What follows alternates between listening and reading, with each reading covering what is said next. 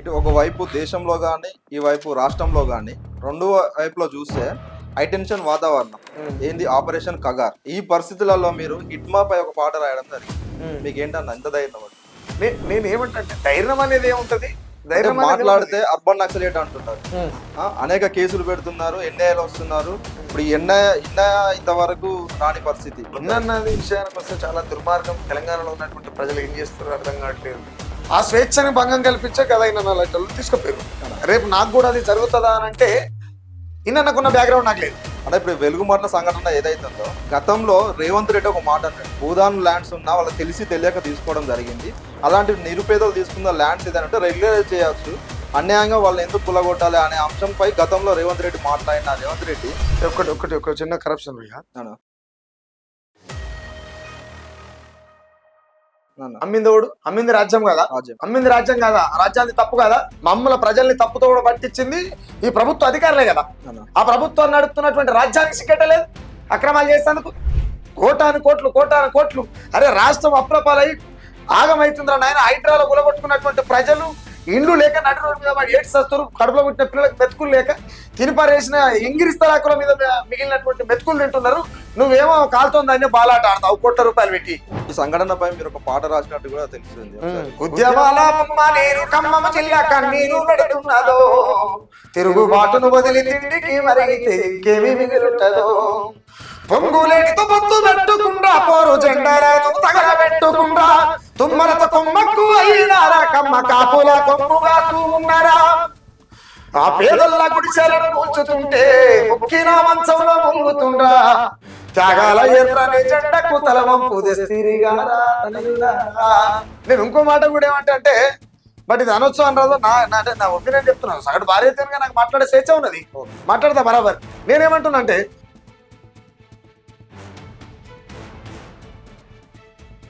ఊర్జవ భావాచారం కలిగినటువంటి కాంగ్రెస్ పార్టీ ముఖ్యమంత్రిని తీసుకుపోయారు. ఇట్లా అనేకమైనటువంటి ప్రపంచ మేధస్సు కలిగినటువంటి కమ్యూనిస్టులు ఉన్న కాడ ఓటుకు నోటుకు దొరికినటువంటి దొంగనెట్ట తీసుకుపోతారు. నాకు అర్థం కాదు. వాళ్ళ కమ్యూనిస్టులా ఇంకేందా అనేది అర్థమవుతుంది కదా. ఎర్ర జెండా పట్టినోడల్లా కమ్యూనిస్టు కానే కాడల్లా పాట రాసి పాడినోడల్లా ప్రజా కవుల చెయ్యట్టుల్లా.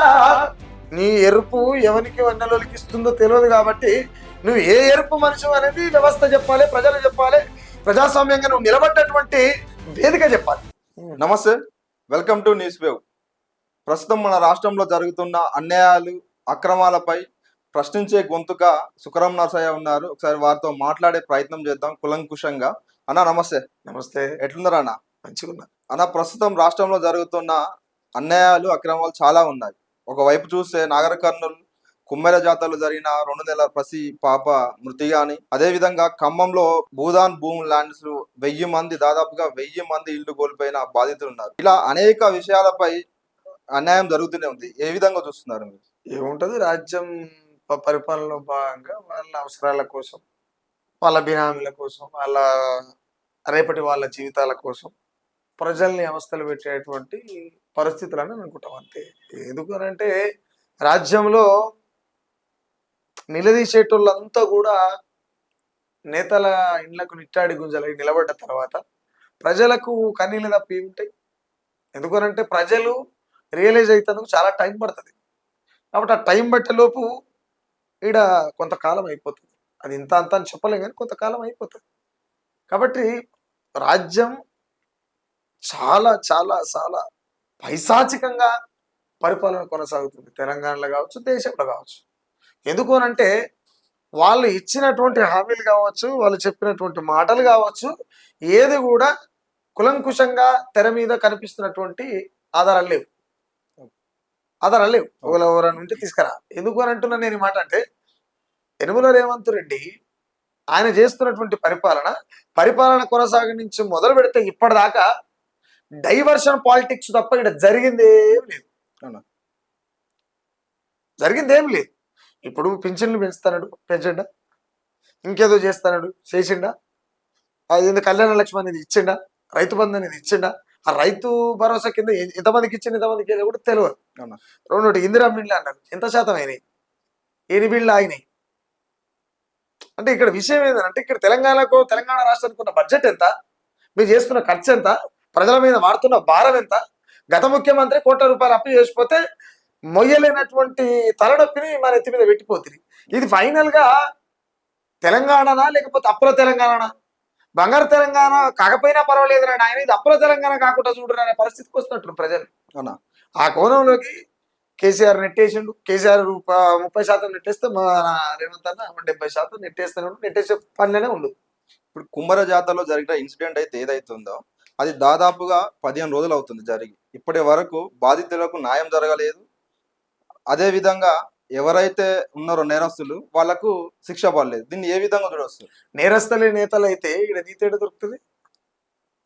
సింపుల్. నేరస్తులే నేతలైతే నీతేడ దొరుకుతుంది? నిలదీసేటోళ్ళంతా నేతల ఇళ్ళ నిట్టాడి గుంజలై కూర్చున్నారు కదా. ప్రజాస్వామ్య మాదలంతా ఏడ పక్కలేసుకొని పండుకున్నారు. ప్రశ్నించే గొంతులన్నీ ఆడిపోయినాయి. పాటకాళ్ళు, మాటకాళ్ళు, సంఘాలు. ఇప్పుడు ఒక్కొక్క సంఘం ఒక్కొక్క పార్టీకి ఉన్నది కదా. ఒక్కొక్క సంఘం ఒక్కొక్క పార్టీకి ఉన్నది. ఆడొస్తే ఈయనకి నచ్చదు, ఈడొస్తే ఆయనకి నచ్చదు. ఈడిపోతే ఆడరాడు, ఆడిపోతే ఈడు రాడు. అలాంటప్పుడు నేతలే దోషులైనప్పుడు ప్రజలకు న్యాయం జరుగుతుంది అనుకోవడం కూడా అవివేకమే. ఇప్పుడు ఎవరైతే తెలంగాణ రాష్ట్రంలో చెప్పుకోబడుతున్న ప్రజా గాయకులని, ప్రజా నాయకులని, ప్రజా నేతలని చెప్పుకోబడుతున్న చాలా మంది ఉన్నారు. వాళ్ళు ఎవరు కూడా ప్రస్తుతం జరుగుతున్న సమస్యలపై ఎవరు కూడా కనిపించలేరు. కేవలం సుఖరామ నరసయ్య గారే కనిపిస్తున్నాడు. దీన్ని ఏ విధంగా చూడొచ్చు? దీని ఏముంటుంది, చూసేది ఏముంది? వాళ్ళకి రోడ్డు మీద నిలబడి ఏడుస్తుంటే అయ్యో ఏమైందని అడగమా? దాంట్లో భాగమే. అదే దాన్ని చూసేందుకు నేను విప్లవకారుని కాదు, నేను పెద్ద ప్రజాకవిని కాదు, గాయకుని కాదు, ఉద్యమకారుని అసలే కాదు. నేనేమంటున్నా అంటే సగటు మనిషికి కష్టం వస్తే కన్నీరు పెట్టగలిగేటువంటి గుణం ఉన్నాడు రామనరసయ్య. సగటు మనిషి కష్టం వస్తే ఆ మనిషి కష్టాన్ని చూసి కన్నీరు పెట్టగలిగినటువంటి గుణం ఉన్నాడు సుఖరామ నరసయ్య. కాబట్టి ఎక్కడ ఇబ్బందులు జరిగినా అది నాకు తెలిస్తే అక్కడ పోయే ప్రయత్నం చేస్తాను సాధ్యమైనంత వరకు. అంటే మిగతా వారికి లేదంటారు? అది వాళ్ళని అడగాలి.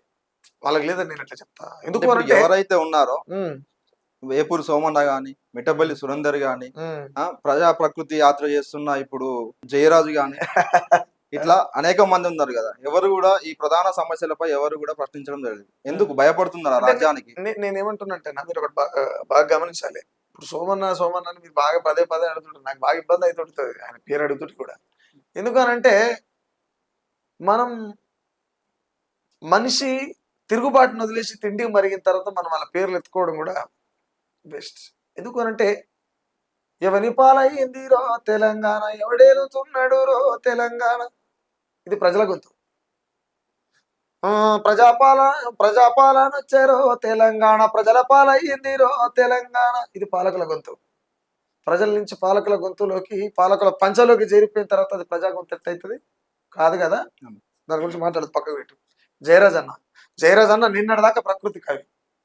జూపల్లి కృష్ణారావు జెండా ఊపి పంపంగానే అన్న ప్రజాకవి. ఇంకో విషయం ఏంటంటే అన్న చేతులు ఉన్నది జాతీయ జెండానా లేకపోతే ఆ జాతీయ జెండాలో ఉన్నటువంటి చక్రం వెనకంగా చెయ్యి కూడా దాగి ఉందో ఏమో. ఎందుకంటే రాజ్యమే సర్దిగట్టు తొలితే యుద్ధం మీద. ఎందుకు నేను ఈ మాట అంటున్నా అంటే అన్న ముగింపు యాత్ర సభ పెడితే ఆ సభలో ప్రకృతిని కాపాడాలనేటువంటి సభలో అదైతే సభ ఏదైతుందో ఆ సభలో భాగంగా ఆ ప్రకృతి సభలో ప్లాస్టిక్ ఫ్లెక్సీ వన్నెలు అలుపుతుంది అన్న పెట్టిన సభల. మీరు ఫేస్బుక్ మాధ్యమాలలో కూడా చూడ్రి. అంటే నేనేమంటున్నా అంటే ప్రజలు వానమ్మ వానమ్మో వానమ్మో ఒక్కసారన్నా వచ్చిపోవే వానమ్మ, సేలల్లో నీళ్లు లేవు సెలకల్లో నీళ్లు లేవు, నిన్నే నమ్మిన రైతు కళ్ళల్లో నీళ్లు లేవు. అంటే ఇలాంటి పాటలు అన్నప్పుడు ప్రజల కోసలు ఆ రోజు ప్రజా గొంతది. అది ఆ రోజు ప్రజాకవి ఆయన, ప్రజా గాయకుడు ఆయన ఆ రోజు. కానీ ఈరోజు రాజ్యం జెండా ఊపుతుంది, ఏడికి బొమ్మను ఊపుతుంది, ఎవరి మీద యుద్ధం చేయమని ఊపుతుంది. ప్రకృతిని కాపాడాలంటున్నాం. ఆదాని 30,000 చెట్లు కూలగొట్టిండు. ఆదాని 30,000 చెట్లు అంటే ఏంది? ఒక్కొక్క చెట్టు 200 ఏళ్ళు 300 ఏళ్ళు వయసు ఉన్నటువంటి చెట్లను ఎంత ఆక్సిజన్ ఇవ్వాలంటే ఒక్కరు నోరు మీద పరే. ప్రకృతిని పరిరక్షించేటువంటి వాళ్ళు మాట్లాడాలి కదా. కాబట్టి నేనేమంటున్నా అంటే వాళ్ళు ప్రకృతి అనొద్దు, ప్రజలు అనొద్దు, వాళ్ళ సొంత కవులు వాళ్ళ ఇంటి కోసం బతికేటువంటి ఇంటి కవులు. ఇంకెవరు నాన్న మిట్టపల్లి సురేందర్. మిట్టపల్లి సురేందర్ అన్న 2 పడవలు ఎంచుకోండు, ఒకటి బీజేపీ ఒకటి బీఆర్ఎస్. నేను ఈ మాట కూడా ఎందుకు అంటున్నా అంటే నాకు చిన్న సందేహం ఉంది అన్న మీద.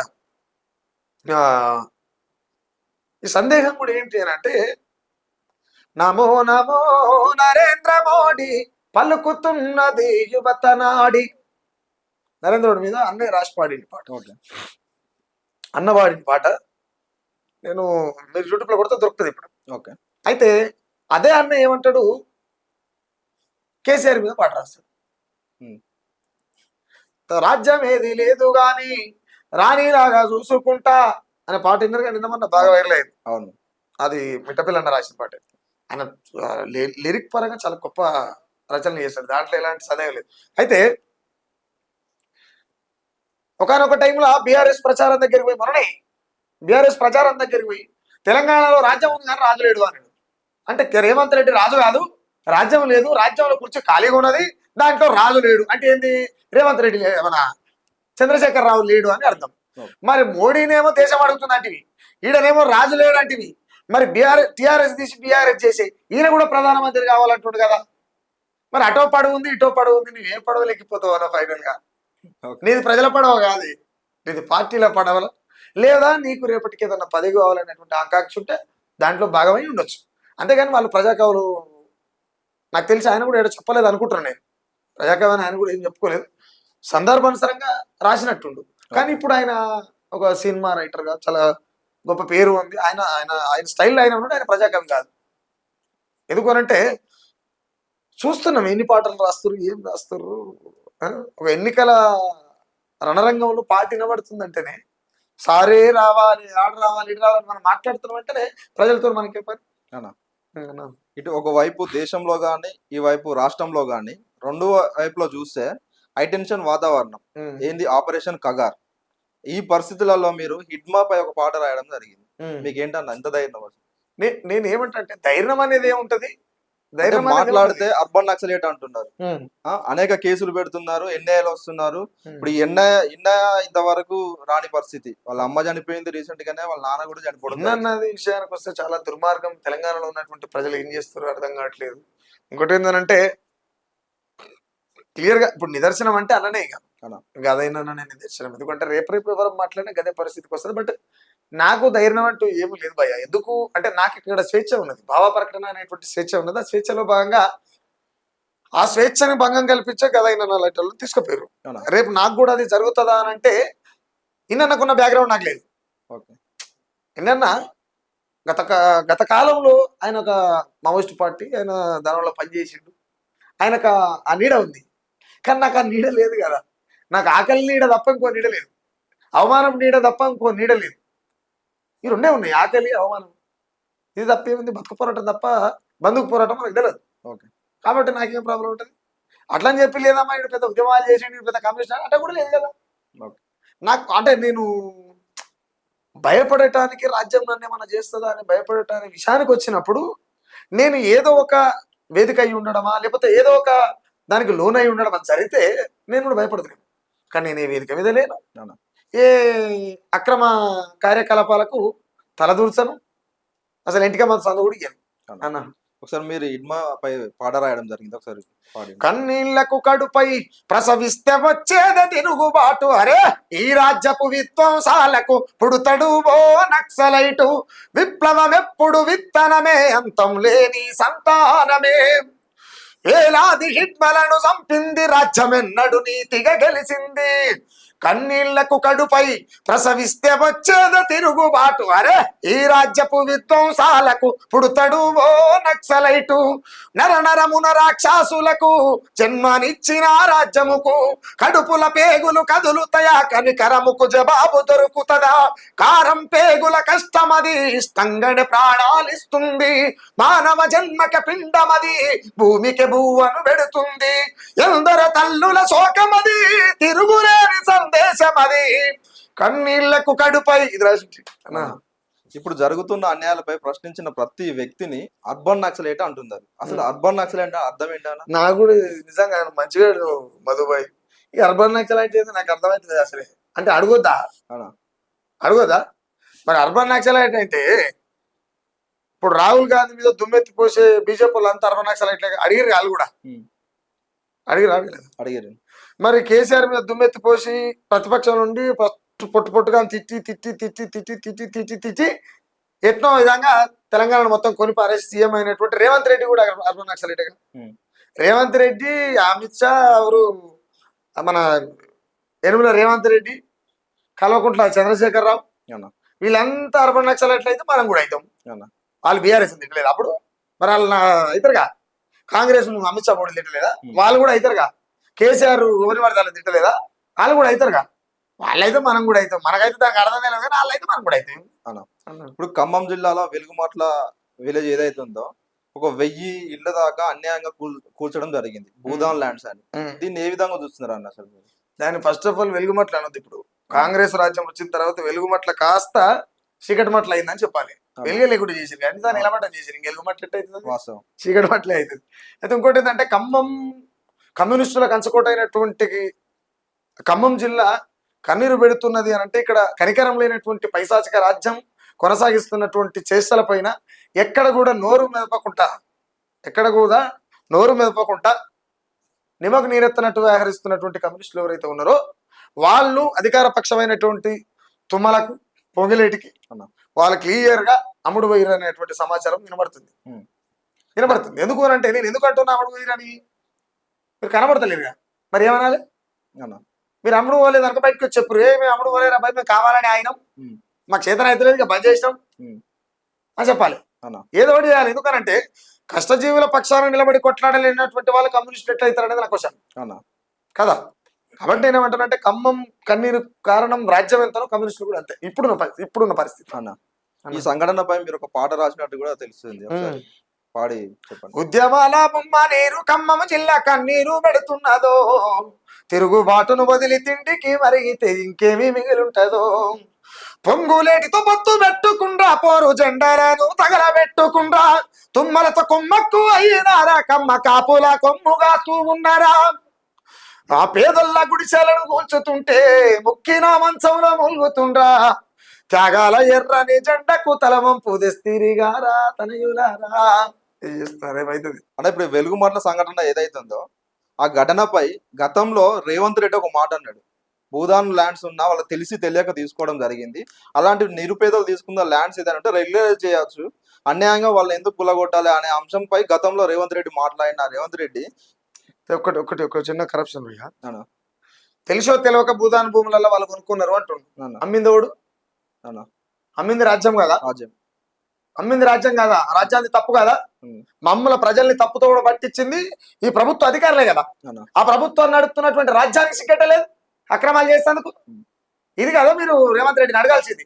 అయితే నేనేమంటున్నా, రెగ్యులరైజ్ చేయాలనుకున్నప్పుడు ఆయన ప్రతిపక్షంలో ఉండయా, అప్పుడు పత్తిత్తు పలుకులే వలుకుతాడు. ఇప్పుడు అధికారంలోకి వచ్చింది కదా, ఆయన ఏమనుకుంటే అది చేస్తాడు. ఎలాంటి నోటీసులు జారీ చేయకుండా ఎట్లా గులగొడతారు అని చెప్పి మాట్లాడాడు. ఎట్లా గులగొడతారని మాట్లాడాడు. ఆ రోజు ఇంటర్వ్యూలో మాట్లాడేటప్పుడు యనుమల రేవంత్ రెడ్డి గారి సతీమణి కూడా పక్క ఉంటే ఉంది ఇంటర్వ్యూలు ఇద్దరు. అదేదో మన ఆర్కే న్యూస్ ఇలా మాట్లాడారు.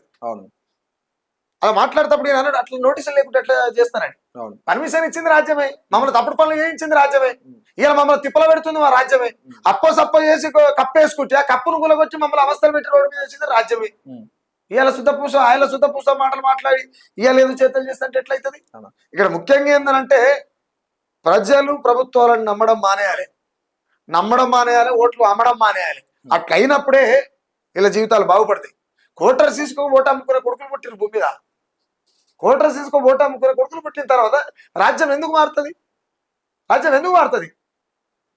కోటాను కోట్లు అరే రాష్ట్రం అప్రపాలై ఆగమవుతుందిరా నాయన. హైడ్రాలో గులగొట్టుకున్నటువంటి ప్రజలు ఇండ్లు లేక నడి రోడ్డు మీద ఏడ్స్ వస్తారు, కడుపులో పుట్టిన పిల్లలకు మెతుకులు లేక తినిపారేసిన ఇంగిరి స్థలాకుల మీద మిగిలినటువంటి మెతుకులు తింటున్నారు. నువ్వేమో కాలుతోందాన్ని బాలాట ఆడతావు కోట్ల రూపాయలు పెట్టి. ఎవరికే ఆట ఏందది? అది ఎక్కడొచ్చ పనేనా దేశానికి? అది రాష్ట్రానికి ఏమన్నా ప్రజలకు ఎక్కడొచ్చ పని చేయాలని ఎన్నుకున్నారు. రెండోటి ఏంటంటే ఫస్ట్ మా ప్రజలకు బుద్ధి లేదు. ఎందుకు లేదు? ఆయన క్లియర్గా చెప్పిండు, మేము మోసం చేస్తాం, ప్రజలకు మోసపోతారు, ప్రజలకు మాకు అది అలవాటే. రెండోటి యనుమల రేవంత్ అనేట ఆయన విపరీతమైనటువంటి అహంకారపూరితమైనటువంటి వ్యక్తి. ఓకే. ఎందుకంటే కులం అనేటువంటి రక్కసే ఆయన నెత్తి మీద కిరీటం అయి కూర్చుంది. ప్రజల సేవనేమో కుర్చీ అయింది. ఉమ్. ప్రజల సేవ కుర్చీ అయింది. కులం అనేటువంటి అహంకారం కిరీటం అయింది. కాబట్టి ఇప్పుడు ఈయననికి లేదు. ఇక ఈ 3 ఏళ్ళు ఈ 2.5 ఏళ్ళు ప్రజలు భరించాల్సిందే. ఎందుకు అని అంటే ఇక్కడ పట్టుబట్టి ఫైట్ చేస్తాడు లేడవాడు. ఏ పాయన పోతాడు ఆ పాయన పోతుడు, ఏ పవన్కి ప్యాకేజ్ రావాలి నాకు అది వస్తుంది, ప్యాకేజ్ వచ్చేదాల్సిన ఏమా సీనే అంటే ఆ సార్ ఓకే ఇక్కడ లీకేజ్ ఇస్తాడు, లొకేషన్ పెడతాడు, ఇంకా అయిపోయాయి. ఇంకా ఆడ అలాంటి వాళ్ళు తయారయ్యారు. ఈ రాష్ట్రంలో ఎస్సీ వర్గీకరణ 2 తెలుగు రాష్ట్రంలో కూడా ఎస్సీ వర్గీకరణ అంటే మనకు గుర్తుకొచ్చేది మందకృష్ణ మాదిగ. అలాంటి మందకృష్ణ మాదిగ లేని మాదిగ ఆత్మీయ సన్మానాన్ని మీరు ఏ విధంగా చూస్తున్నారు? ఏముంటది దాంట్లో భాగంగా దాని ఎంఆర్పిఎస్ మాతృస్వామ్య సంఘంగా భావించాలి, తల్లి బిడ్డ సంబంధంగా భావించాలి. కాబట్టి మాదిగ ఉద్యోగుల సంఘాన్ని మందకృష్ణ నాకు తెలియకుండా జరిగిందని నేను అనుకుంటలేను. ద సేమ్ టైం ఒకవేళ ఆయనకు తెలిసి చేస్తే ఆయన అక్కడ దాకా పోడు. ఓకే. తెలిసి చేస్తే పోడు. ఎందుకు పోడు? ఇక్కడ ఉన్నటువంటి రాష్ట్రంలో ఉన్నటువంటి జనాభా దమాషా ప్రకారం వీళ్ళకి రావాల్సినటువంటి వాటాయ మీద ఆయన చాలా రోజుల సంది కొట్లాడుతూనే ఉండు. రాజ్యసభలో సీటు కావాలని కొట్లాడుతూనే ఉండు. అది జరగడం లేదు. అయినా కూడా రేవంత్ రెడ్డి మీద ఆయన కోపం మీద ఉండు. ఎందుకు కోపం మీద ఉండు? చేసింది వాడికి దేశం ఆమోదించకపోతే నువ్వేం చేయదువా, మా దేశం చేసిండు, మా సార్ చేసిండు, మా నరేంద్ర మోడీ చేసిండు అనే ఫీల్ అన్నవున్నాడు కదా. ఇడికి ఓకపు. రెండోటి ఏంటంటే కాశీం అన్న వల్ల అన్నకు తెలియకుండా పోయిండు అంటే ఒక ఆప్షన్, తెలిసే పోయిండు అంటే రెండో ఆప్షన్. ఒకవేళ అన్న తెలవకుండా పోయిండు అనుకుంటే నా ఊగా మేరకు వాళ్ళ మామ రాజిరెడ్డిని పానంతో పట్టుకొచ్చిండు రేవంత్ రెడ్డి, అందుకే కృతజ్ఞతగా చాలా గప్తాను పోయిండు అని అనుకోవచ్చు. లేదు అనుకుంటే తెలిసే పోయిండు అనుకుంటే రేపు జరగబోయేటువంటి రాజకీయ పరిణామాలను బట్టి మనం అంచనా చేస్తాం. ఒక తెలిసే పోయిందంటే ఎంఆర్పిఎస్ నాయకులు కూడా వచ్చి స్టేట్మెంట్ ఇవ్వడం జరిగింది. ఎంఆర్పిఎస్ ఉద్యమంలో కాసిం ఉన్నాడు, కానీ ఇప్పుడు జరుగుతున్న సమ్మేళనం ఏదైతే ఉందో దానికి కాసింకి ఎంఆర్పిఎస్కి ఎలాంటి సంబంధం లేదని చెప్పడం జరుగుతుంది. అంటే నేను ఏమంటున్నా, ఆ ఉద్యమకారులు ఎవరైతే ఉన్నారో ఆ ఉద్యమకారులంతా కూడా ఇవాళ మొన్నటిదాకా కాశీం అన్న బట్టి తిరిగిన వాళ్ళే కాశీం అన్నకు చేకొట్టిన వాళ్ళే కదా. కాశీం అన్నకు చేకొట్టిన వాళ్ళే. నేనేమంటున్నా అంటే మందకృష్ణ కాదని కాశీం అన్న ఇంత పెద్ద నిర్ణయం ఎట్లా తీసుకుంటాడు? రెండోటి కాశీం మన ఈ మందకృష్ణ నిర్మాణంలో భాగమై ఉన్నటువంటి వ్యక్తి, ఎంఆర్పిఎస్ ఉద్యోగుల సంఘం నిర్మాణంలో భాగమై ఉన్నటువంటి వ్యక్తి. ఇవాళ అదే మాదిగ ఉద్యోగుల ఫోరం పోయి ఆడ సన్మానం చేస్తుంటే అన్నకి తెలవకుండా పోయి చేస్తుంటే అన్న స్టేట్మెంట్ ఇస్తాడు, లేదంటే మాట్లాడతాడు. ఏం నిమ్మలంగా ఏమున్నాడు కదా. కాబట్టి ఈ 2 కోణాలు రేకెత్తుతున్నటువంటి సందర్భం కాబట్టి ఒకవేళ అయితే అటై ఉంటది, లేదా ఇటై ఉంటది. కాబట్టి మనం రేపటిదాకా చూడాలి అన్న. ఇప్పుడు జరుగుతున్న ఏవి ఉన్నాయి అనేక అక్రమాలు, ఇది నిజంగా ప్రజాపాలన లేకుంటే ప్రదర్శన? నేనేం చెప్తున్నా అంటే ప్రజాపాలన అనేటువంటి అబద్ధాన్ని ప్రదర్శిస్తున్నటువంటి పాలన. ఏంటది అర్థమైంది మీకు? ప్రజాపాలన అనేటువంటి ప్రదర్శనిస్తున్నటువంటి అప్రజాస్వామిక పరిపాలన నడుపుతున్నటువంటి అహంకారపూరితమైనటువంటి పాలన. ఎందుకు? రేవంత్ రెడ్డి చేసినటువంటి దాఖలు ఏడా కనబడలే కదన్నా. మనం ఎక్కడ చూసినాం? ఎక్కడ కూడా చూడలే.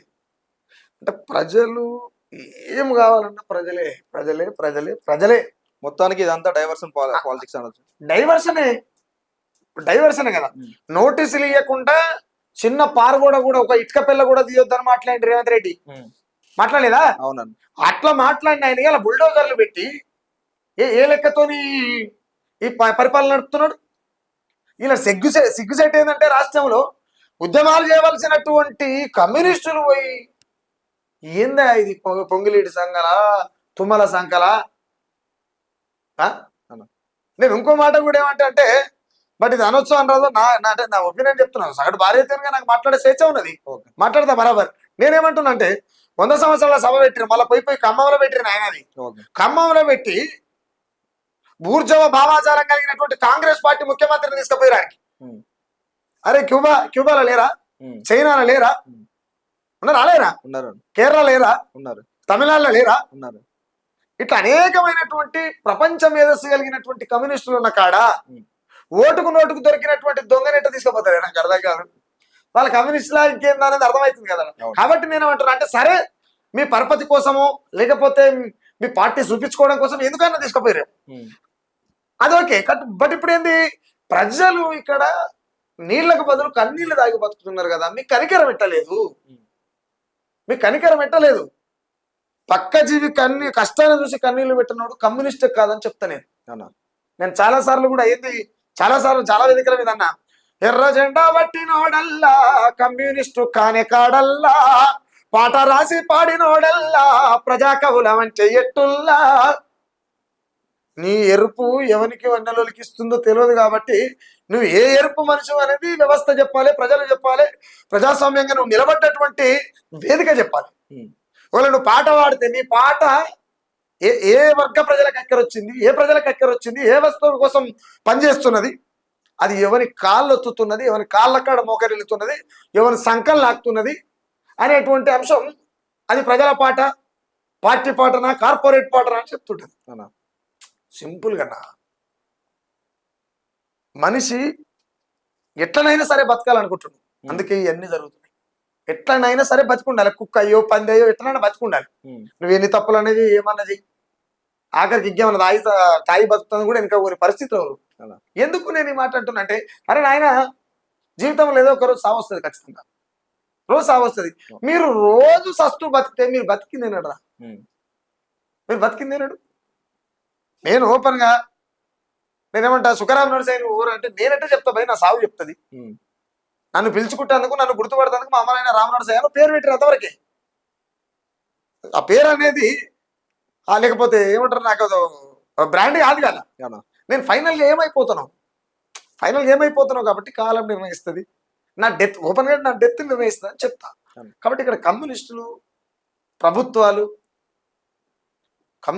ఇక్కడి నుంచి కాదు భయ, తప్పులు చేసి చాలా ఏళ్ళ నుంచి తప్పులు చేసుకుంటూ వస్తారు. కాకపోతే జర గుడ్డికాన్ని మెల్లకాని అన్నట్టుండే, కానీ ఇప్పుడు క్లియర్ గా అయిపోయింది గుడ్డికాని అని. అదన్నట్టు ఖమ్మంలో ఇంకా క్లియర్ అయింది, ఖమ్మంలో క్లియర్ అయింది అన్న. ఇంకో మరోవైపు చూస్తే మూసి సుందరకరణ అని ఇది గాంధీ స్టాచ్యూ పెట్టడానికి మధు పార్క్ రిడ్జ్ అనేది ఒక అపార్ట్మెంట్ 400 మంది కుటుంబాలు నివసిస్తున్నారు ఆ ప్రాంతం అపార్ట్మెంట్ లో.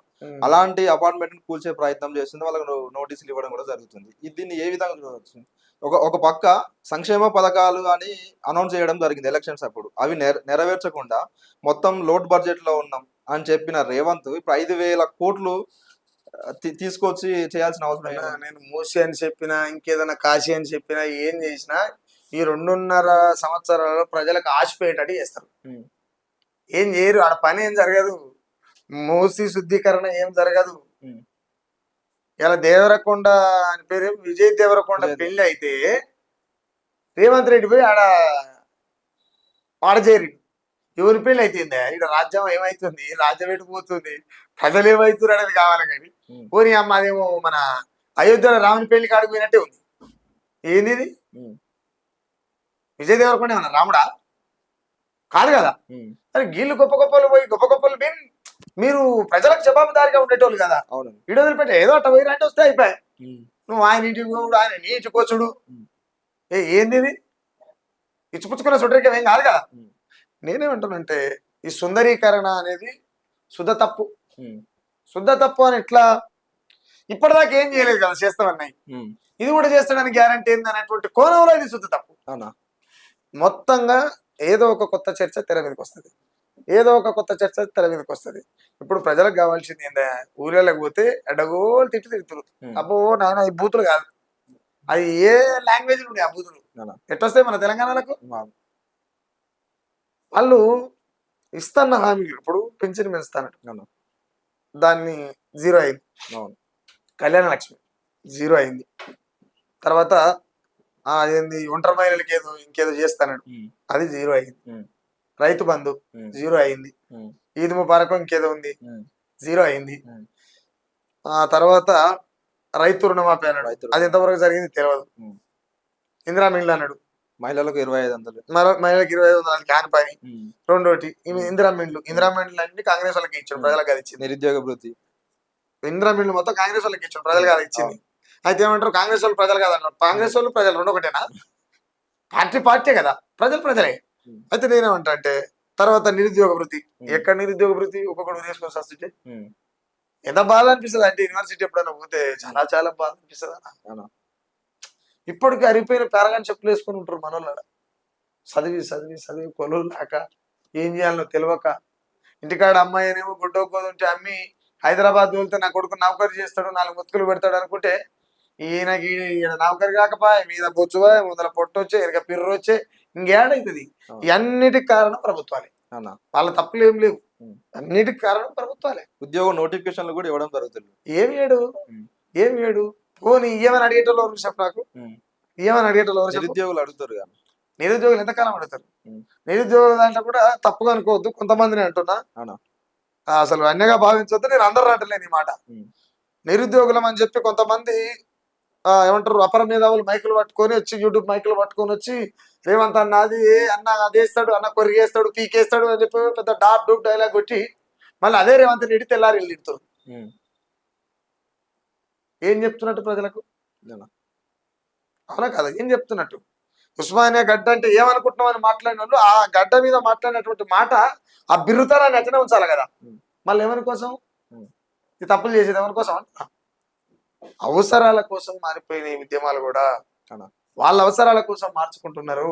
ప్రజల అవసరాల కోసం పనిచేసినంత కాలం ఈ ప్రజాస్వామ్యం అనేటువంటి దేశంలో ప్రజానాయకులకు, ప్రజా ఉద్యమకారులకు, ప్రజల పాటలు పాడేటోళ్లకు, ప్రజల కోసం ప్రాణాలను ఇచ్చిన వాళ్ళకు వినలేనటువంటి విలువలు ఉన్నాయి. ఇప్పుడు రాజకీయాల విలువలు ఉన్నాయన్న? లేవన్న. రాజకీయం అనేది ఒక అందమైన, అతి అబద్ధమైన, అబద్ధాన్ని అందంగా చూపించేటువంటి సుగుణాత్మకమైనటువంటి చర్యలు కొనసాగిస్తుంది. అబద్ధాన్ని చాలా సుగుణాత్మకంగా చూపిస్తుంది. ఆ పని జరుగుతుంది తప్ప ఎవరికి ఏమొచ్చింది? తెలంగాణ వస్తే సచ్చినోడోడు, తెలంగాణ వస్తే సచ్చినోడోడు. ఏ వర్గ ప్రజలు చచ్చిపోయారు? అంటే బాగుపడ్డది ఎవరు? అవునా కదా. బతకలేనోడు బతకలేనిలోకి బలైనాడు, కానీ బలిసినోడు మాత్రం ఇంకా బడా బాబు. అంతే కదా. స్వతంత్రం వచ్చి మనకి ఇన్ని సంవత్సరాలు అవుతున్నా బీసీ ఎస్టీ ఎస్టీలకు ఇంకా స్వతంత్రం రానట్టుగానే ఉంది. ఇంకా అనగారిన ప్రజలు రానట్టుగా ఏం లేదా? రాలేదు అన్న, రానట్టుగా అనేది వాళ్ళు ఇంకో ఆప్షన్ పెట్టుకోకు. ఎందుకనంటే ఇక్కడ స్వాతంత్రం వచ్చింది అనుకుంటే సంపద ఎవరి చేతిలో ఉంది? 10% లేని అగ్రవర్ణాల చేతిలోనే ఉంది. సంపద ఎవరి చేతిలో ఉంది అనేటువంటి విషయానికి వచ్చినప్పుడు అది 10% అయినటువంటి పెట్టుబడిదారులు కావచ్చు, అగ్రవర్ణాలు కావచ్చు, ఇంకెవరైనా అది అక్కడ ఉన్నది. స్వాతంత్రం అనేది పేరుకే, స్వతంత్రం అనేది పేరుకి. ఎవరికి వచ్చింది స్వతంత్రం? ఈ దేశంలో స్వతంత్రం ఎక్కడొచ్చిందంటే ఒక అనవారినటువంటి కులంలో పుట్టినటువంటి ఆడబిడ్డని అవలీలగా రేప్ చేసేటువంటి స్వతంత్రం వచ్చింది. ఒక తల్లి తన పిల్లల కోసం బతకలేక మనసు చంపుకొని శరీరాన్ని నమ్ముకునేటువంటి స్వతంత్రం వచ్చింది. ఒక మనిషి ఇంకొక మనిషిని ప్రేమిస్తే చంపేసేటువంటి స్వతంత్రం వచ్చింది. ఒక మనిషి తెలిసో తెలవకో భక్తో విముక్తో ఏదో ఒకటి ఆ గుళ్ళే పోయి చెప్పి చేదతీస్తాను పోతే నీది కులమే కాదని చెప్పి ఆ గుడి మెట్ల ముంగల్ని రక్తం చిందించేటువంటి స్వేచ్ఛ వచ్చింది. ప్రేమించినటువంటి అనగారిన పిల్లల ప్రేమించి వాళ్ళకు గర్భాలు చేసి నడవడి మీద వెళ్ళగొట్టి యాక్సిడెంట్లు చేసి సాగుకొట్టేటువంటి స్వేచ్ఛ వచ్చింది. ఇలా మెదకెళ్ళలో చూసుకున్నాం మనం, ఈ 10-12 ఏళ్లలో చూసుకున్నాం. అనేకమైనటువంటి లీగల్ గా వాళ్ళని పట్టుకొచ్చి లేకపోతే వాళ్ళని విచారించి లేకపోతే కేసులు పెట్టే ఇంకేదన్నా జరగాలి. కానీ ఏకంగా ఎందుకు చచ్చిపోతుర్రో తెలియకుండా ఒక డిజైన్ చేసి, చాలా పర్టికులర్ గా డిజైన్ చేసి వాడు యాక్సిడెంట్లను లేకపోతే మృక్కాలను ఇంకేదో తింటాడు. అక్కడ ఉన్నది స్వేచ్ఛ, అక్కడ ఉన్నది స్వతంత్రం. ఎవరికి వచ్చింది స్వతంత్రం? ఇప్పుడు ఇది తినేటోడు ఏమంటారు అంటే నీకు ఏ స్వతంత్రం లేదే మాట్లాడుతున్నావురా అంటారు. అట్లా మాట్లాడే బడివగాలకి ఏం చెప్తున్నా నేనంటే ఆ స్వతంత్రం నాకున్నది, నాలో ఆ స్వతంత్ర చైతన్యం ఉన్నది కాబట్టి నేను మాట్లాడుతున్నా. నీ కాడ ఉన్నది నువ్వు కూడా బయటికి రా, నువ్వు బయటికి రా. ఇంట్లో అమ్మాయి గంజిపోయిన లావు మాట్లాడుతుంటారు.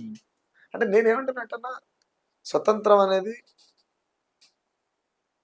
ధనిక వర్గాల చేతుల్లో ఉన్నది, అనగారిన వర్గాలకి రాలేదు.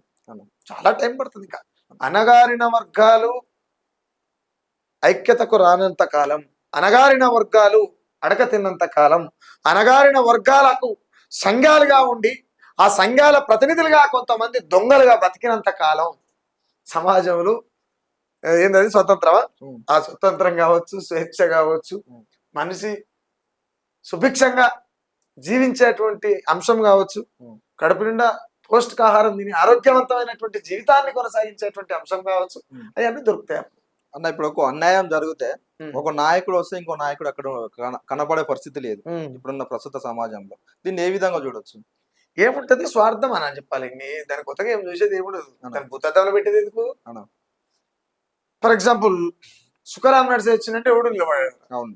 ఎందుకు నిలబడాడు? నేను ఓపెన్ గానే ఇస్తా, నేను ఓపెన్ గానే ఇస్తా. నేను ఏమంటున్నా అంటే కుమ్మెర విషయానికే వద్దాం, కుమ్మెర విషయానికే వద్దాం.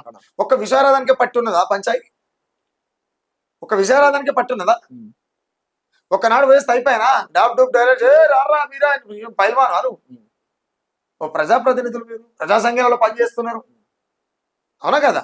నేనేమంటున్నా అంటే దాన్ని కూడా సమర్థించేటోళ్ళు ఎంత డిమాండ్స్ ఉన్నప్పుడు సమాజంలో. అయితే నేనేమంటున్నా, ఒకనాడు పోయి వదిలిపెట్టేస్తే, వాళ్ళు పోయినట్టు వదిలిపెట్టేస్తే ఈ సమస్య ఇక్కడ ఇంద్రపరం దాకా వచ్చేది కాదు, పరిష్కారం కాదు కదా, వచ్చేది కాదు. నేనేమంటున్నా, ఇక్కడ ఉన్నటువంటి సంఘాలు ఏవైతే ఉన్నాయో, నేను ఆ వేదిక మీద చెప్పిన, ఒకడు వస్తే ఒకడు రాడు, వీడొస్తే ఆడు రాడు, ఆడొస్తే వీడు రాడు.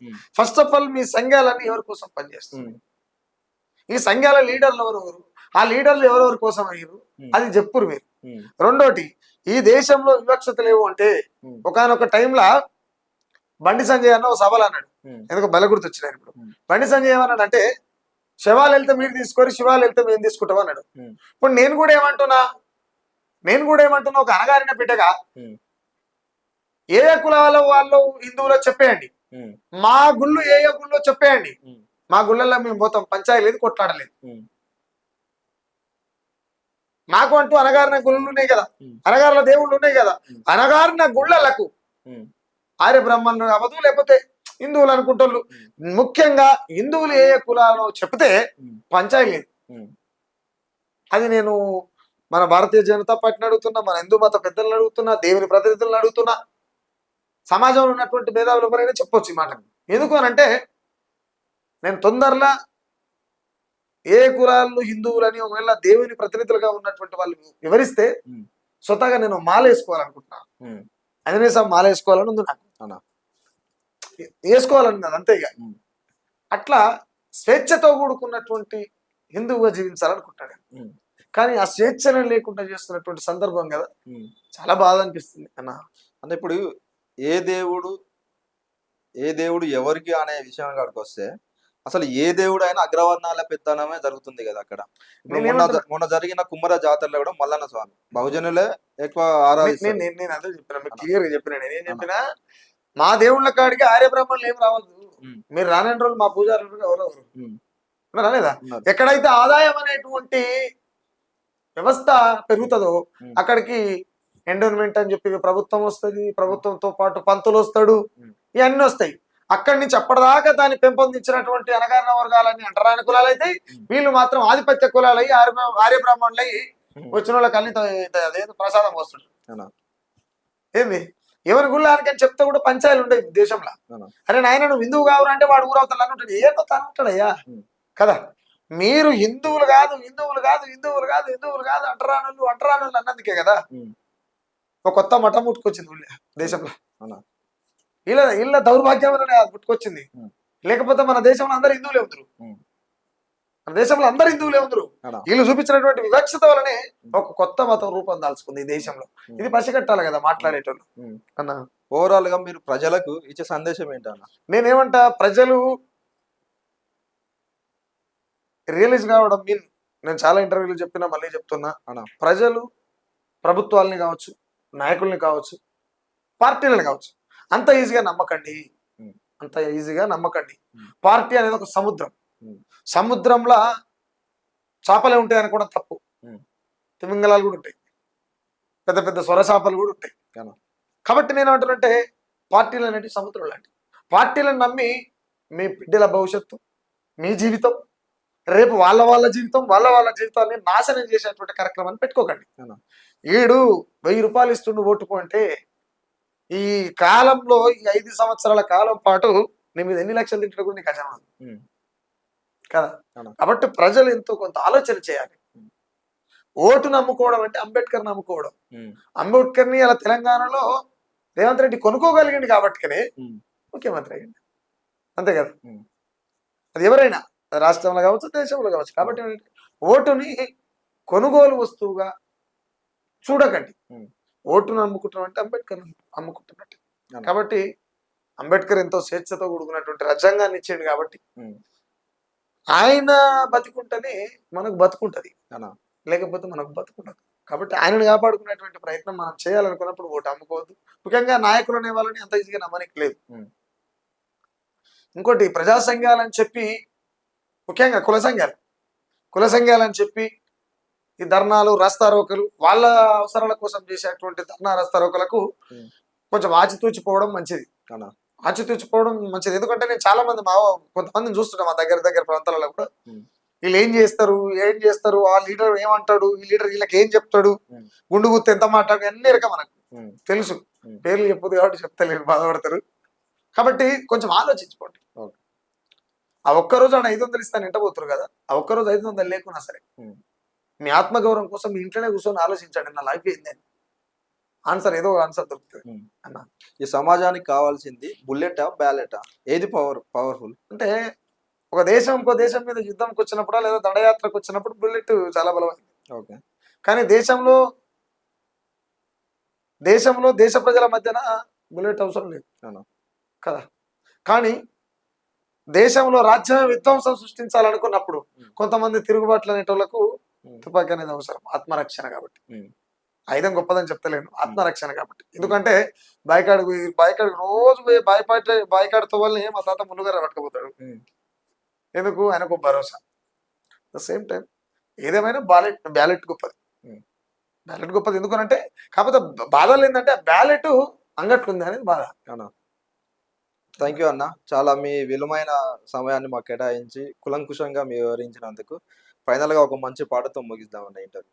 ఈ యాడ్ పోయిన ఈ పాటలు అబ్బాయి ఏముందా, మీరు బలెవరు. ప్రశ్నించేటి గొంతుల పైన కత్తుల వేటేనా, నిలదీసే మన జర్నలిజం పై నెత్తురు చిందేనా. ప్రశ్నించేటి గొంతుల పైన కత్తుల వేటేనా, నిలదీసేటి జర్నలిజం పై నెత్తుటి మరికేనా. ఎన్ని నాళ్ళు ఈ రాక్షస కీడ యుద్ధ భూమి పైన, ఎన్ని నాళ్ళు ఈ రాక్షస కీడ యుద్ధ భూమి పైన, కలం పట్టిన యోధులకింకా బతుకు నరకమేనా. నెత్తుటి ఏరులు పారుతున్నది తెలంగాణలోన, ప్రశ్నించేటి గొంతుల పైన కత్తుల వేటేనా, ప్రశ్నించేటి గొంతుల పైన కత్తుల వేటేనా. అన్న థ్యాంక్ యూ అన్న. Thank you so much.